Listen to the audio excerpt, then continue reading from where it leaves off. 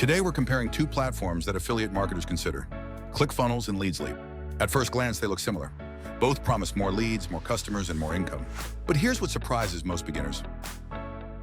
They're actually not direct competitors.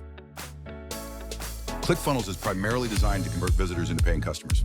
LeadsLeap focuses more on bringing visitors, capturing leads, and helping marketers build long-term traffic. So the real question isn't which platform is better. The real question is, if you've already got visitors coming in every day, then increasing your conversion rate could make a much bigger difference than getting even more visitors. But if hardly anyone is seeing your offers, then your biggest problem probably isn't conversion. It's getting enough qualified people to your pages in the first place. That's why experienced marketers often use both. One platform generates opportunities.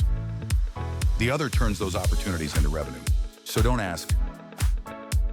Ask this question instead. The answer may surprise you. Pause this screen to read everything presented here on this slide.